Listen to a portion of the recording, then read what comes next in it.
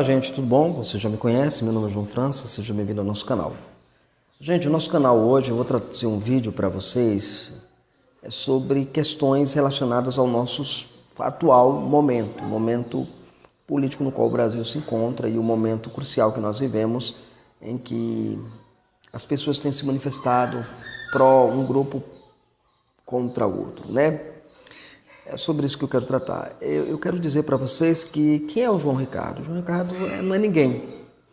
Basta você olhar o número de inscritos no nosso canal aqui, que são muito poucos inscritos. Quem me acompanha no canal geralmente ou me conhece da igreja, eu sou membro da Igreja Presbiteriana do Brasil,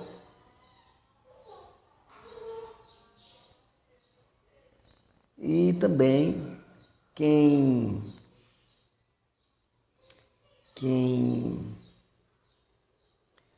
vive, né, em contato comigo, estuda comigo, trabalha comigo e segue o nosso canal nesse sentido. Eu acho que é basicamente as pessoas que estão sempre envolvidas no canal comigo e estão sempre caminhando comigo. Tem uma média de 100 inscritos aí no nosso canal. E quem quiser se inscrever depois dessa minha videoaula, dessa minha videopalestra, dessa minha vídeo fala com vocês, né? Exatamente, fique à vontade, tá? Ninguém é obrigado a seguir o meu conteúdo, a ter o meu conteúdo, a viver no meu conteúdo, a consumir o meu conteúdo. Ninguém é obrigado a isso, tá? Eu não vivo, eu não ganho, não recebo dinheiro desse meu conteúdo. Eu simplesmente coloco boa parte da minha literatura aí, do projeto que eu tenho de progressão, de vida. É exatamente isso que eu tenho colocado aqui no nosso espaço. Deixa eu explicar porque eu quero fazer esse vídeo, porque que eu decidi fazer isso. Eu fui encorajado, na verdade desafiado pelo Nando Moura, né? No sentido de eu acompanhar o seu trabalho, gostar muito do trabalho do Nando Moura e ser um seguidor, um consumidor do seu conteúdo. Eu acho que é importante deixar isso bem claro. E ele falou uma coisa interessante, que ele não tem nada contra quem tem um canal de diversidade, de outros assuntos e que não trate de política, mas ele deu um alerta muito interessante. Quem está do lado dele reconhece que, de fato, a situação que o país tem vivido na mão de um grupo, de uma elite, é uma situação criminosa e uma situação de perigo que o país tem enfrentado do ponto de vista da democracia, daquilo que é democracia de fato, não essa democracia socialista que a gente vê na mídia e popularizando e tudo mais. Então, primeiro, quando eu vi aquilo, eu disse, não, eu tenho um canal no YouTube, eu não me pronunciei ainda sobre em quem eu vou votar. Primeiro, eu vou votar em alguém que, de fato, que não seja corrupto, que não seja antifamília, que não seja pró-aborto, que não seja pró-desarmamento. E quando eu vou procurar na lista dos candidatos, eu acompanho a TV Senado, eu acompanho a TV Câmara. Então, quando eu vou olhar na lista lá, e dos que me sobram dentro do cenário nacional, Jair Bolsonaro é um dos que me vem à mente, é o que tem na minha mente, é o que eu vou votar. Quem me conhece sabe, você entrar lá no meu perfil do Face, está lá minha foto com o meu filho, com o nome 17 Bolsonaro. Então, eu sou incentivador do Bolsonaro, sim, apoio sim o Bolsonaro nesse sentido. Deixa eu contar um pouco por que eu sou uma pessoa de direita, porque eu já fui de esquerda. Eu nasci em Recife, Pernambuco, né? Vim de uma família pobre e sou de uma família pobre, tenho uma tradição de estar pobre, sou pobre, sou um pastor de uma igreja pequena, então sou também pastor que não tem dinheiro, né? Financeiramente nós não temos dinheiro. Temos muito amor, muita graça de Deus na nossa vida, mas é isso. E na época, quando eu morava em Recife, eu cheguei a filiar-me ao Partido dos Trabalhadores, a ir para os comícios, a ir para os debates e tudo mais, os comitês. Eu participei muito na eleição do João Paulo, né, o prefeito João Paulo lá de Recife, que era petista, gostava da ideologia do orçamento participativo e tudo mais, essas coisas, sabe, que era populacho, o governo do populacho. Eu gostei disso. A escola que eu frequentei sempre foi escola pública, sempre estudei em escola pública, nunca estudei em escola privada, né? Tem gente que pensa que eu estudei em escola privada, mas eu nunca estudei em escola privada, sempre foi escola pública. Isso aí é um ponto interessante que eu preciso ressaltar para vocês. Sempre estou em escola pública, não privada. E fui levando a minha vida. Até 2004 eu era alinhado ao PT. Quando chegou 2006, 2007, por ali, eu comecei a ver um outro aspecto, uma outra verdade que não me contaram, né? Aí chegou às minhas mãos aquele livro lá, o Verdade Sufocada. Depois comecei a conhecer o Olavo de Carvalho, a ler o Olavo de Carvalho, a despeito de discordar dos aspectos religiosos que o Olavo de Carvalho sustenta e propõe em relação a nós protestantes. Mas eu leio muito ele, assisto muito o canal dele, gosto muito. E aí fui e cheguei aonde eu estou atualmente.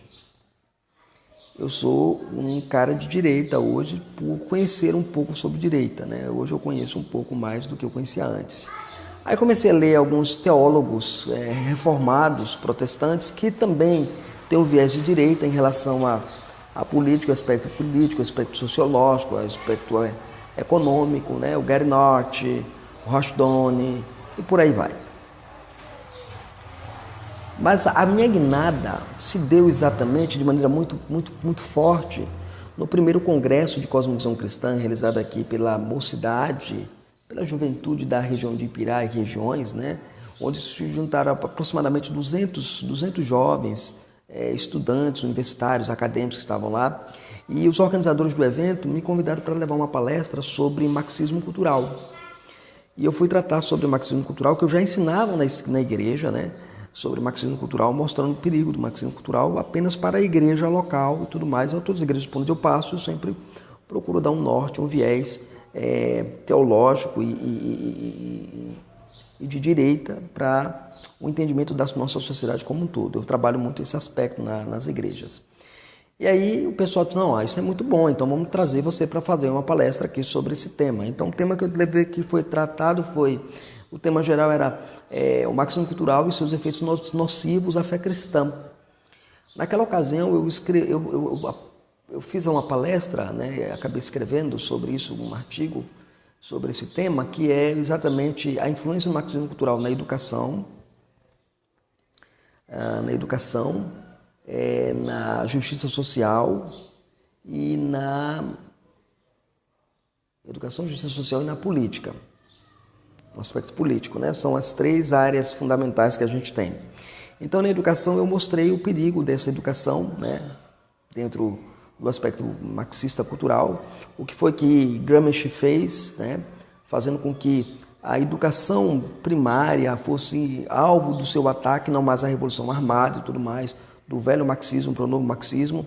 Lembrei também que quando você chama de marxismo cultural, você está simplesmente anulando o marxismo anterior, porque o termo marxismo cultural ele é um termo que mostra essa incongruência do marxismo, né? Então, assim, marxismo é a luta de classes, então o marxismo cultural é a batalha pelas ideias, então eu chamei de revolução cultural. Nessa proposta eu mencionei o George Orwell, né? Que é lá o 1964, 1984, a gente foi trabalhando esses aspectos, né? A gente trabalhou isso. Quando a gente entrou na justiça social, nós mostramos que o Estado ele acabou tomando para si prerrogativas que a ele não pertencem. Por exemplo, como o caso de dar assistencialismo, né? Eu entrei no Bolsa Família, Bolsa Escola, Bolsa não sei das quantas aí que foram dando. E aí mostrei que isso não é papel do Estado, mas papel da igreja, do povo pactual, do povo de Deus, da igreja como um todo. Né? E aí seja a igreja católica, a igreja protestante, a igreja cristã, a igreja que construiu a sociedade ocidental, foi ela que construiu. E é ela que vai manter os hospitais, ela que mantém as escolas. Quem criou os hospitais? A igreja. Quem criou as universidades? A igreja. Então, trabalhei essa discussão muito bem montada e trabalhei nisso, né? E na questão econômica eu mostrei o quanto é incompatível dizer que o capitalismo é uma desgraça e o socialismo é bom. Beleza, esse foi o primeiro contato que a gente teve com aquele público. Hoje, repetidas vezes, eu sou chamado para falar sobre algum aspecto daquilo que eu havia dito em 2016. Né? E isso foi interessante. Recentemente me chamaram agora para falar sobre... E aí isso é interessante porque recentemente eu fui chamado para dar uma palestra sobre o tema Quem Governa a Escola e Controla o Mundo. Né? Então, baseado no livro do Gardemar, né? Um livro publicado até pela Editora Monegismo, muito interessante, que trabalha essa ideia da importância da escola e como ela é um instrumento de dominação social, de engenharia social e tudo mais, que é usado pelo gramscianismo, né? Então, nós vimos esse aspecto danoso.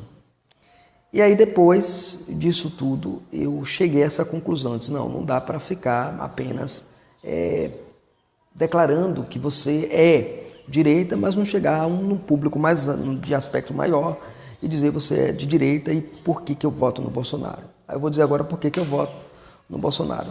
Primeiro, porque ele não é corrupto, né? Isso não quer dizer que o homem não pode se corromper na medida do envolvimento da política. Pode, mas ele já está há mais de 27 anos aí na política e você vê que não há nenhum rastro de corrupção na vida deste indivíduo.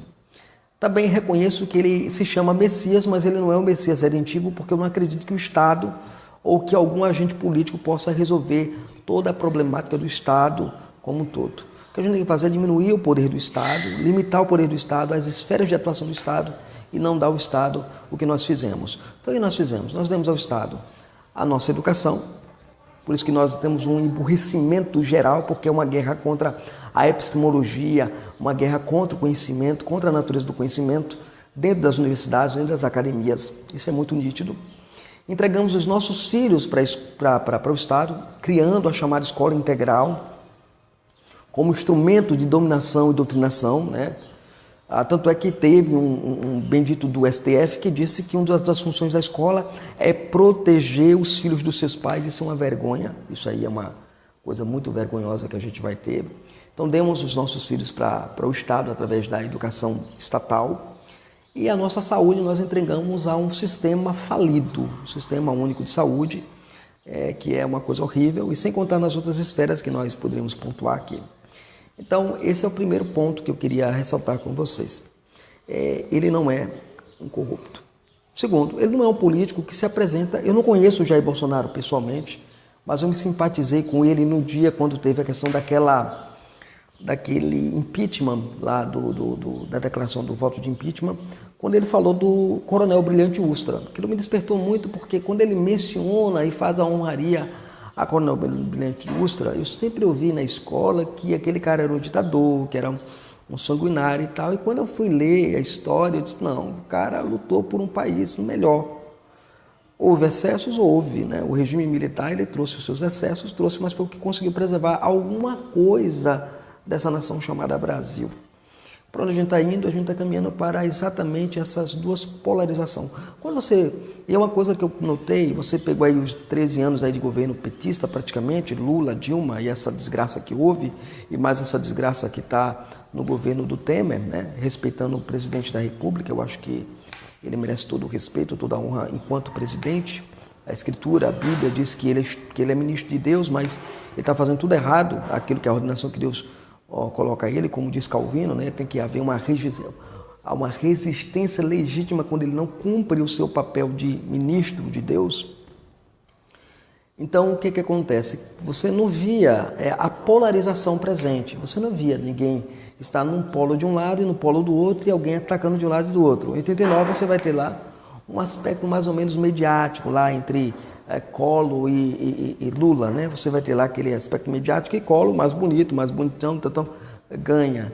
Mas as pessoas achavam que era a direita que estava ganhando, nada de direita. Aquele cara ali nunca foi um cara de inspirar confiança, né? Eu lembro muito bem daquele período ali na década de 90, 89, 90. A gente sabe o que aconteceu, deu um impeachment, ele saiu, aí entra mais um cara no governo lá que não deu muito certo, e aí dá um outro caos, né? Sem contar com o problema lá de Sarney lá atrás, que a gente já conhece essa situação terrível que aconteceu. Mas aí é que está a questão, você não via mais a polarização. A única polarização que você tinha de 89 por ali era a polarização entre o gigantesco, né, Enéas os outros partidos que atacavam o Enéas. Era exatamente isso, né? É o que está acontecendo hoje com o Bolsonaro, né? São todos contra um, né? Queria até que programa que tinha, acho que na Record, alguma coisa assim, que era todos contra um, né? Todos contra um. Beleza. E aí eu parei e fiz assim, gente, se todo mundo começa a malhar a pau num cara, é porque esse cara está certo em alguma coisa. Então comecei a ver as ideias, as propostas, eu conheci o filho dele, o Flávio, conheci assim. Comecei a assistir a TV Câmara, a TV Senado, comecei a estudar, a pesquisar o aspecto político desse pessoal para saber o que é que eles pensam de fato e de verdade para a gente. E aí eu me identifiquei com aquilo. Eu disse, não, é exatamente isso que a gente tem que ter no nosso país. Uma outra discussão que eu tive muito grande foi exatamente em 2005, quando a gente teve aquele famigerado Estatuto do Desarmamento, na verdade o referendo, né? E eu lembro naquela ocasião que eu fui estudar o que a minha igreja pensa sobre aquilo. E eu me assustei, porque quando eu vi o Catecismo Maior de Westminster, a nossa igreja usa catecismo, e no Catecismo Maior de Westminster tem lá sobre os pecados contra o sexto mandamento. E um dos pecados contra o sexto mandamento é você remover aquilo que preserva a vida. Aí eu pensei, peraí, a arma não é só para tirar a vida, a arma é para preservar a vida. Por que está sendo removida a arma da mão do cidadão? Qual a razão disso? E aí eu fiz uma campanha na escola, eu estudava na escola na época. Então eu decidi fazer uma campanha na escola, uma campanha na minha igreja mesmo, ensinar, instruir, mostrar o que na época era professor de escola dominical, então eu estava ali envolvendo para que a igreja entendesse que o papel dela era votar contra o desarmamento. E aí, posteriormente, o que é que vai acontecer? Quando acontece esse voto do desarmamento, essa proposta acontece, a gente vê que nas urnas a população votou para não ser desarmada. E aí a revelia do desejo da população, este espectro terrível do governo vai e baixa esse famigerado estatuto que não resolveu patavina nenhuma, não resolveu nada, nada resolveu. É um problema que a gente tem enfrentado até hoje no desarmamento. O desarmamento civil foi uma desgraça. Beleza. E aí daí em diante eu comecei exatamente a desconfiar a partir dali. Hoje, quando eu olho para o cenário político atual, eu tenho analisado isso. Bolsonaro ele diz, eu preciso que o cidadão de bem tenha direito a ter sua arma em casa ou até portá-la. Isso é um direito que o cidadão deve ter e o cidadão precisa se defender, porque a polícia não é onipresente.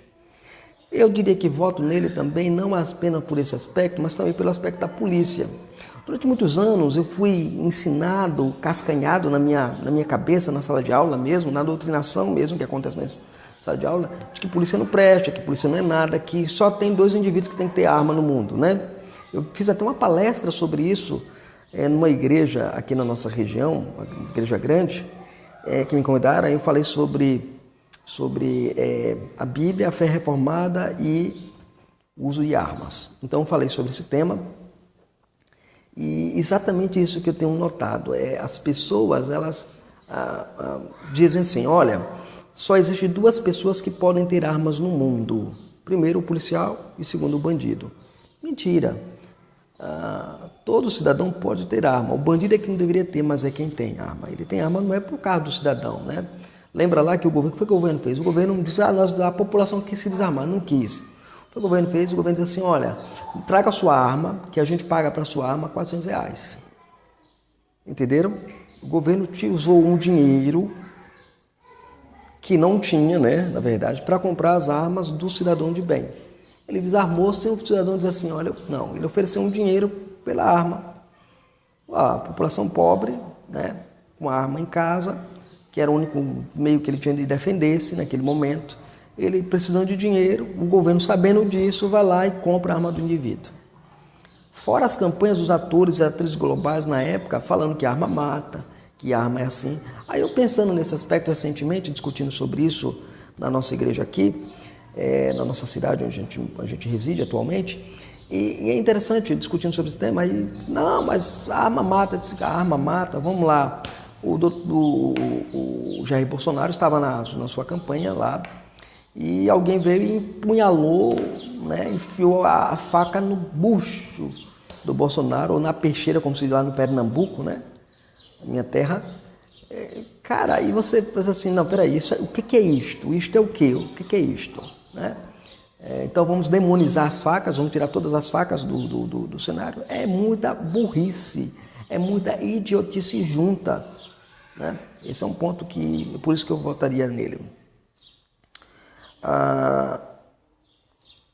O outro motivo pelo qual eu voto no Bolsonaro está exatamente no fato de que ele é acusado de coisa que ele não é. Por exemplo, homofóbico, racista, contra as mulheres. Por exemplo, o que eu vejo? Eu vejo no horário político, eu assisto o horário político, né? Tem gente que no meu canal tem gente que não assiste o horário político, mas eu assisto o horário político. E no horário político você vê que as falas, quando falam do Bolsonaro, são editadas, cortadas e não são colocadas na íntegra. A mídia começou a fazer isso. A mídia, ela sempre é pró-esquerda. E não vem com esse papo de dizer assim, não, eu vou votar no Ciro porque o Ciro é do Centrão. O Ciro não é do Centrão, nunca foi. Aliás, o centro não existe, porque não existe. Olha, bota uma coisa na sua cabeça. Não existe aquela coisa do chamado equilíbrio. Existe aquele que dialoga com as partes diferentes. Aí é diferente, aí é bem distinto. Aquele que dialoga com as duas partes é diferente. Não vai te chamar aquele que é o cara equilibrado, não. Ele chama de conciliador, aquele que tem uma figura conciliatória.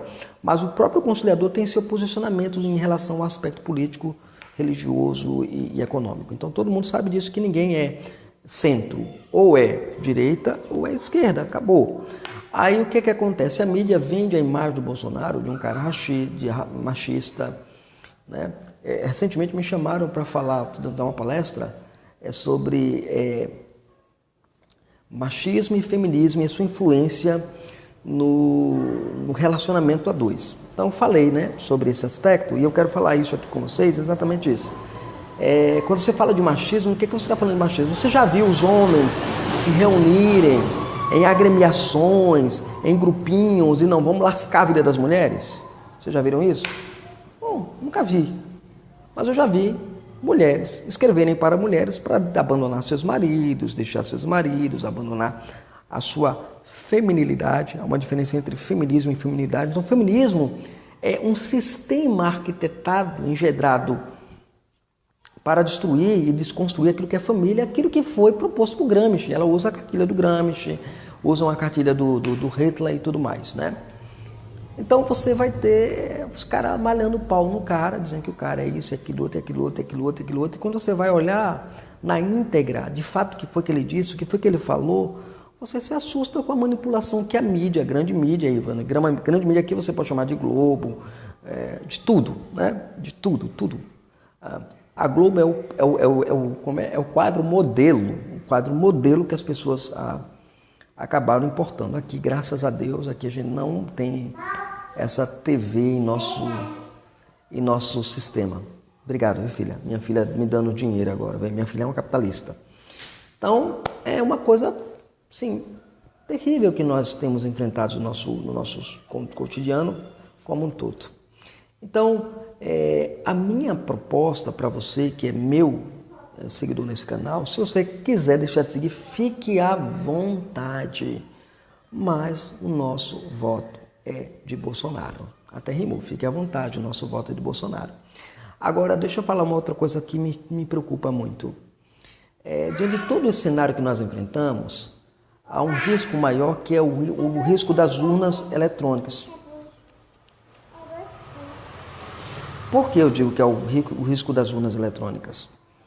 Porque é um sistema eleitoral que você não tem o controle, que você não consegue auditar os votos, um sistema totalmente violável. Já foi demonstrado que as urnas são falhas, são violáveis. E que, por exemplo, uma coisa muito básica que a gente tem aí, por exemplo, é a biometria. Eu sou inimigo da biometria, né? Mas a biometria é um exemplo muito claro. É uma proposta, uma solução para um problema inexistente, né? E também a questão que o Jair Bolsonaro pediu para que pudesse haver o voto impresso. Aí disseram não, que isso ia ameaçar a liberdade do voto e tudo mais e tal. Gente, preste atenção, eu moro numa cidade do interior, né, atualmente, sou de cidade grande, mas atualmente eu moro numa cidade do interior, interior mesmo. Aqui tem 33 mil habitantes na cidade onde eu moro. Você acha que as eleições aqui correm como? Na base da confiança, na credibilidade do discurso? Não. Foi, não foi? Aqui você vê pessoas indo para o político dizendo assim, olha, eu só voto em você se você me der isso. E o cara vai lá e dá. E por que ele dá? Porque ele tem certeza que ele pode ter aquele voto por meio da confiança e credibilidade que ele tem da palavra do indivíduo ou por meio da manipulação da urna. Se você tem uma única chave que abre todas as urnas e manipula os próprios resultados, o que você está fazendo? Procura aí no YouTube, você vai ver isso lá no YouTube, isso muito claro, é muito evidente, né? Então, vivemos num país totalmente terrível, absurdo isso. Por que eu voto no Bolsonaro também? Porque eu fui pesquisar uma coisa chamada Plano Nacional de Direitos Humanos, que é aquilo que a ONU propõe para os países no mundo de modo global, e o país, o Brasil, é signatário da ONU, então ele vai ter que obedecer aqueles eixos à lei. Uma das coisas que me assustou muito foi, por exemplo, a desconstrução da ideia da heteroafetividade para a promoção da homonormatividade. Não tenho nada, e eu digo sempre isso, eu não tenho nada contra quem é homossexual, que o seja, mas que os ativistas gays, que nem sempre são pró o sistema, né? Os homossexuais nem sempre estão ligados ao ativismo gay, mas os ativistas gays, né? O movimento LGBT e tudo mais, têm proposto de alguma forma, dentro do viés político, que essas coisas sejam ensinadas aos nossos filhos. Por exemplo, recentemente na escola do meu filho, onde meu filho estuda, escola privada,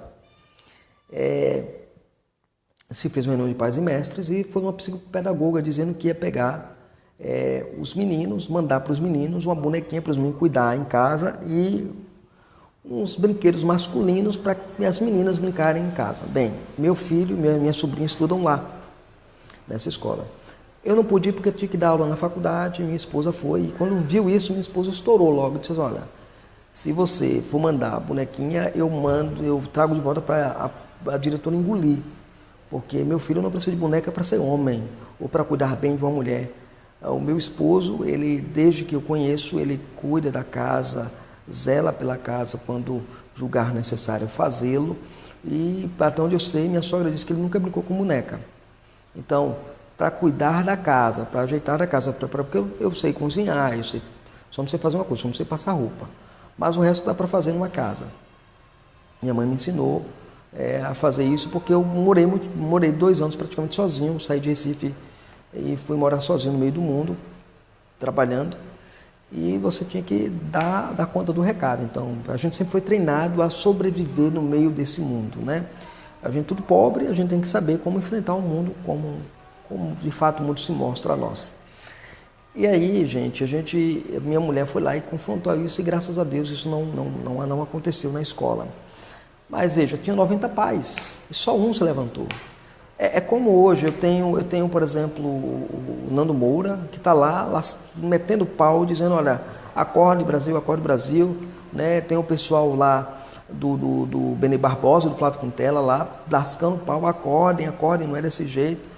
E a gente, no nosso aspecto religioso, assim, tudo calado, pastores calados, pessoas caladas, sem se pronunciar, sem se colocar, porque o que nós estamos caminhando e vendo no nosso país é um movimento para estabelecimento de critérios, de leis que são contra a família, contra a inocência das nossas crianças, leis contra a vida, né? Leis contra o direito de legítima defesa. Por exemplo, o fato de você querer tirar o poder de militar da polícia é terrível.